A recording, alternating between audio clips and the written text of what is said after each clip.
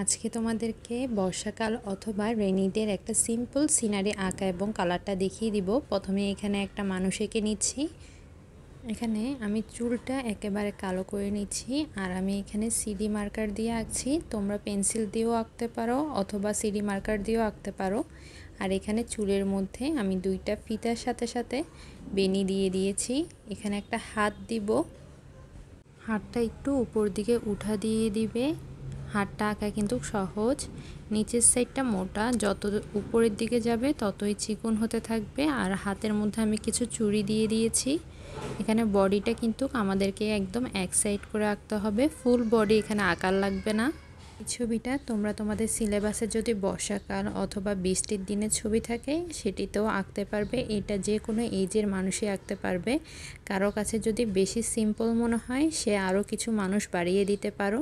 আমি এখানে নিচের দিকে শাড়িটা এঁকে নিয়েছি। শাড়ির মধ্যে আমি এখানে কিছু কুচিও দিয়ে দিব আর মাঝখান দিয়ে একটু মোটা করে একটা বর্ডার দিয়ে দিয়েছি। শাড়িতে কিছু ভাঁজ বোঝানোর জন্য এখানে কিছু দাগ দিয়ে দিয়েছি আর নিচের দিকে আবারও বর্ডার দিয়ে দিব। পাগুলো কিন্তু একেবারে সমান দেওয়া যাবে না, দুইটা পা দুই সাইডে দিতে হবে যাতে মনে হয় মেয়েটা হেঁটে এখান দিয়ে যাচ্ছে। আর মেয়েটার হাতের মধ্যে আমি একটা কলা পাতা এঁকে নিব। কলা পাতাটা পুরো আঁকতে হবে না, এক সাইড করে আঁকবো যাতে মনে হয় মেয়েটার মাথার উপর কলা পাতাটা দেওয়া। একটু বক্স বক্স করে কলা পাতাটা এঁকে নিবে। শেষের দিকে কলা পাতাটা একটু চিকন করে লাঠিটা বের করে দিলেই হবে। এখানে একটা গাছ এঁকে নিব। গাছটা দেখো কোথা থেকে শুরু করছি, আমি কিন্তু পায়ের থেকে শুরু করিনি, একটু উপর থেকে শুরু করেছি। তোমরা আমার মতন একটু উপর থেকে শুরু করার চেষ্টা করবা। আর গাছের এখানে কিছু ডাল বের করে দিব, তাহলে গাছটা দেখতে আরও বেশি সুন্দর লাগবে। নিচের দিকে এসে এখানে আরেকটা ডাল বের করে দিয়েছি। তোমরা চাইলে নর্মালি যেরকম ইচ্ছা গাছ আঁকতে পারো, আমার মতন আঁকলেও হবে, না আঁকলেও সমস্যা নেই। আর মাঝখান দিয়ে কিছু নর্মালি দাগ দিয়ে দিচ্ছি।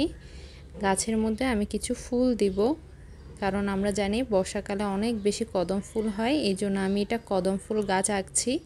নর্মাল সিনারিতে আমরা যেরকম গাছ আঁকি ওরকমই গাছ আঁকার পর আমি এখানে কিছু গোল গোল দিয়ে দিচ্ছি। কোথাও দুইটা দিয়েছি, কোথাও তিনটা, কোথাও একটা। আর পাশে দিয়ে চাইলে একটু পাতা পাতাও দিতে পারো। এরপর নিচে দিয়ে কিছু ফুল, এরপর হচ্ছে কচু পাতা, এগুলো এঁকে নিব। কারণ বর্ষাকালে আমরা জানি অনেক বেশি ফুল ফুটে এবং কচু পাতাটাও থাকে। ফুলটা দেওয়ার কারণে নিচের জিনিসটা একটু ফুটে উঠবে, এই জন্যে মূলত ফুলটা দেওয়া। আর আমি সবসময় তোমাদের রিকোয়েস্টেড ভিডিওগুলাই করে থাকি। কিছুদিন আগে আমি একটা নববর্ষের ছবি করেছিলাম। অনেকেই কমেন্টস করে আমাকে বলেছো যে আপু নববর্ষ তো চলে গেছে, এখন কেন নববর্ষের ছবি দিয়েছি। কারণ অনেকেই আমাকে কমেন্টস করে বলেছিল যে আপু একটা নববর্ষের ছবি দাও, সেজন্যই মূলত দেওয়া। ফুলগুলো এখানে কিছুটা উপরে দিয়েছি, কোনোটা একটু নিচে, এরকম তোমরা তোমাদের ইচ্ছে মতন একটু উপরে নিচে করে ফুল পাতাগুলা দিবে। সব সময় যে আমার মতনই আঁকতে হবে তাও না, তোমরা তোমাদের নিজের মতন করেও আঁকতে পারো।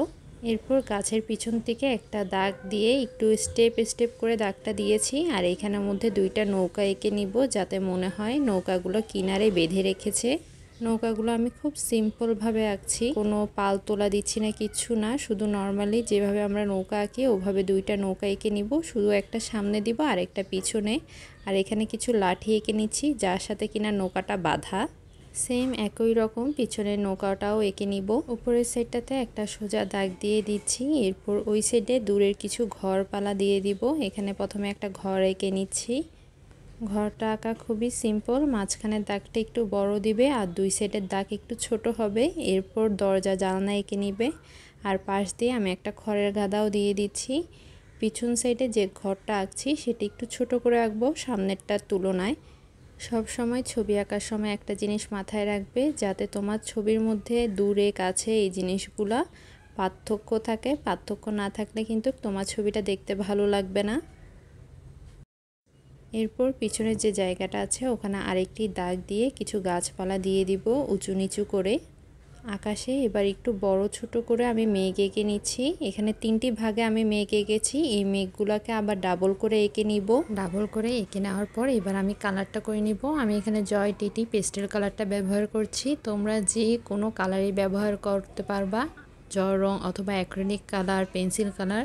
শুধু আমি যে কালারগুলো ব্যবহার করছি সেখানে ওই কালারগুলোই ব্যবহার করবে। আমি এখানে কমলা আর হালকা কমলা হলুদটা দিয়ে কদম ফুলগুলোর কালার করে নিচ্ছি। তো শুধুমাত্র হলুদ কালারটাও করে নিতে পারবে।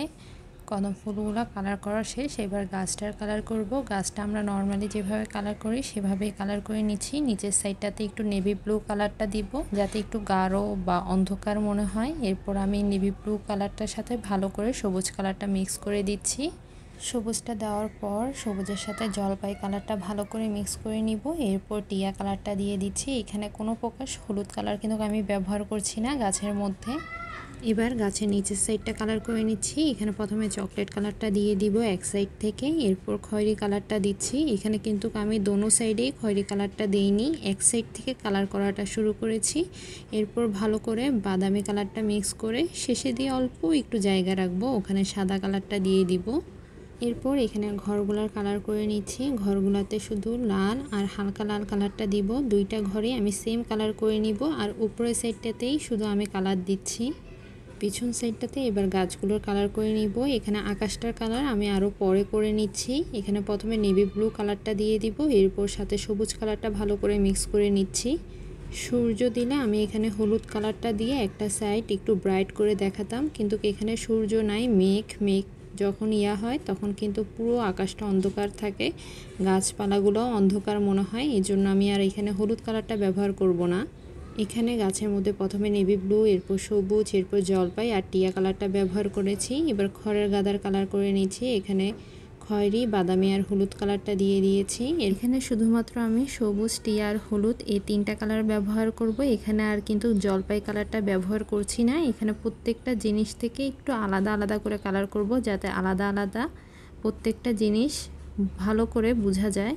আর কারো কাছে যদি জলপাই কালারটা না থাকে সেই পরিবর্তে বাদামি কালারটা ব্যবহার করতে পারো।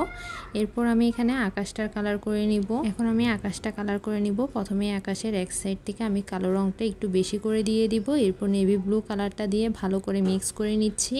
এরপর নীল কালারটা দিয়ে দিব, এরপর আকাশিটা দিয়ে মিক্স করব। নিচের যে বর্ডারটা আছে ওখানে শুধুমাত্র আমি অ্যাশ কালারটা দিয়ে দিচ্ছি, আর সাথে কোনো কালারই মিক্স করছি না। এরপর নিচের সাইডে মেঘ বোঝানোর জন্য আমি আবারও কালো কালারটা দিয়ে একটু আউটলাইন করে নিব। কালো কালারটা কিন্তু খুবই সামান্য পরিমাণে দিবে। এরপরে অ্যাশ কালারটা দিয়ে একটু বাঁকা বাঁকা করে কালারটা আমি ছড়িয়ে দিচ্ছি। উপরের সাইডে অ্যাশ কালারটা একটু বেশি হবে, নিচের সাইডে হালকা করে ছেড়ে দিবে। অবশ্যই কিন্তু এখানে দাগগুলো একটু বাঁকা বাঁকা দিবে, নাহলে কিন্তু মেঘ বৃষ্টি পড়ছে এই জিনিসটা বোঝা যাবে না। এরপর আমি মেয়েটার ফেসের কালার করে নিচ্ছি। এখানে বাদামি কালারটা প্রথমে দিয়ে দিব, এরপর হলুদ আর সাদা কালারটা দিচ্ছি। একই সাথে আমি হাত পা সবগুলোর কালার করে নিব। এরপর কলা পাতায় কালার দিয়ে দিচ্ছি। এখানে সবুজ কালারটা দিব, এরপর টিয়া, এরপর হলুদ কালারটা দিয়ে দিচ্ছি নিচে দিয়ে। এবার মেয়েটার শাড়ির কালারটা করে নিচ্ছি। শাড়ির কালারটা আমি এখানে গাঢ় লাল কালারটা দেওয়ার পর হালকা লাল কালারটা দিচ্ছি। কারো কাছে হালকা লাল না থাকলে সে কমলাটাও দিতে পারো। এবার শাড়ির মধ্যে যে পাড়গুলো রেখেছিলাম ওখানে একটু নীল দিয়ে বর্ডার দিয়ে বেগুনি কালারটা দিয়ে দিব। ব্লাউজটার মধ্যে আমি একটু ব্রাইট কালার দিব, এই জন্য হালকা কমলা আর হলুদ কালারটা দিয়ে দিচ্ছি। এখানে শাড়ির কালারটা তোমরা তোমাদের ইচ্ছে মতনও অন্য কালারও দিতে পারবে। এখানে নৌকার কালারটা করে নিচ্ছি। উপরের সাইডে বাদামি আর হলুদ কালারটা দিয়ে দিয়েছি, আর নিচের সাইডে চকলেট আর খয়েরি কালারটা দিয়ে দিব। এরপর কালো দিয়ে একটু আউটলাইনও করে নিয়েছি। নদীর পাশে যে গাছগুলো ছিল ওখানে একটু নীল, সবুজ, টিয়া দিয়ে দিয়েছি। এরপর নিচের সাইডে যে গাছপালাগুলো আছে আগে সেগুলোর কালার করে নিব। এখানে নীলটা দিয়ে কিছু জায়গায় একটু গাঢ় করে বর্ডার টেনে নিয়েছি। এখানে সামনের সাইডটা আমি একদম ডার্ক করে দিব, আর গাছের আশেপাশে অথবা ফুলের আশেপাশে যখন আমি নীল কালারটা বেশি করে দিয়েছি, ফুলের কালারগুলো করলে তখন আরও বেশি ফুটে উঠবে। এখানে একই সাথে আমি কচু পাতাগুলোও করে নিচ্ছি।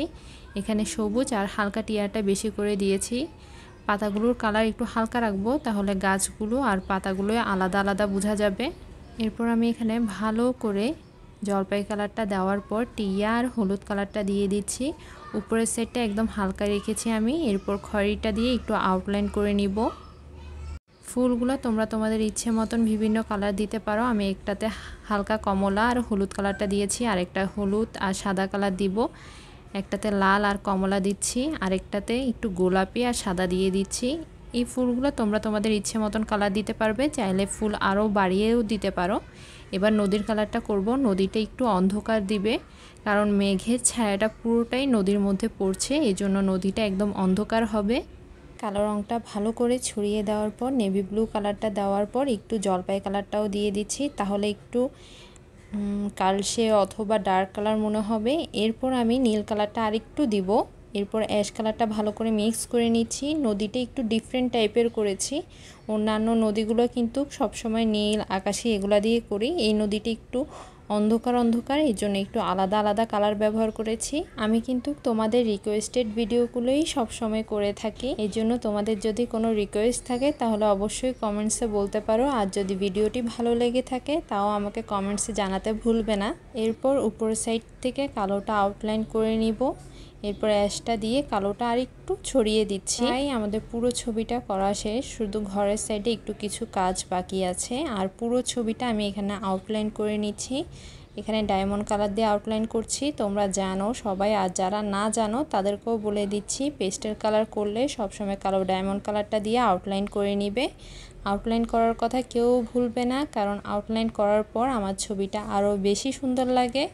এখানে ভালোভাবে পুরো ছবিটা আউটলাইন করে নিবে। আমি এখানে সম্পূর্ণ আউটলাইন তোমাদেরকে দেখাচ্ছি না, প্রত্যেকটা জিনিসই কিন্তু আমি এখানে আউটলাইন টেনেছি। এরপর ঘরের ভিতরে যেসব দরজা জানলা ছিল ওগুলো একটু কালো করে নিব। আর ঘরের নিচের সাইডটা কিন্তু আমি এই ধরনের সাদাই রাখবো, আর বাড়তি কোনো কালার দিব না। এখানে আমি সিডি মার্কার দিয়ে এরপর ওদের চোখ মুখ এগুলো এঁকে নিচ্ছি। এখানে তোমরা কালো ডায়মন্ড কালার দিয়েও চোখ মুখগুলো আঁকতে পারো, অথবা যদি তোমাদের সন্দেহ হয় যে নষ্ট হয়ে যেতে পারে তাহলে তোমরা পেন্সিল দিয়েও দিতে পারবে। চোখটা কিন্তু আমি বন্ধ দিয়েছি। এরপর কপালে একটা টিপ দিয়ে দিয়েছি, আর এখানে কিন্তু আমি ফিতাতে লাল কালার দিয়েছি, ওইটা তোমাদেরকে দেখাইনি। এখানে আমি অ্যাক্রিলিক কালার থেকে সাদা কালারটা নিয়ে এরপর এখানে বৃষ্টি দিয়ে দিব, কারণ সাদা রং দিয়ে সাদা রং দিয়ে যদি আমি এখানে বৃষ্টিটা দিই তেমন একটা বোঝা যাবে না, এই জন্যই আমি অ্যাক্রিলিক কালার সাদাটা দিয়ে এখানে বৃষ্টি দিচ্ছি। তোমরা যদি চাও পেস্টেল কালার সাদাটা দিয়েও দিতে পারো, কিন্তু দেখবে তেমন একটা বোঝা যাবে না, সেই জন্য চেষ্টা করবে অ্যাক্রিলিক কালার দিয়ে পুরো বৃষ্টিটা সাদাটা দেওয়ার জন্য। আমি কিন্তু এখানে একদম চিকন তুলি দিয়ে মেঘগুলা দিচ্ছি না, এখানে 10 নম্বর যে তুলিটা আছে সেটা দিয়ে এরপর ঘন ঘন বৃষ্টি দিবে, দূরে দূরে দিও না, একটু বেশি করে বৃষ্টি দিবে, তাহলেই কিন্তু ছবিটা সুন্দর লাগবে। আজকে এই পর্যন্তই। তোমাদের যদি ভিডিওটি ভালো লাগে তাহলে তোমার বন্ধুদের সাথে শেয়ার করতে ভুলবে না। আজকে এই পর্যন্তই, আবারও দেখা হবে নতুন আরেকটি ভিডিও নিয়ে। আল্লাহ হাফেজ।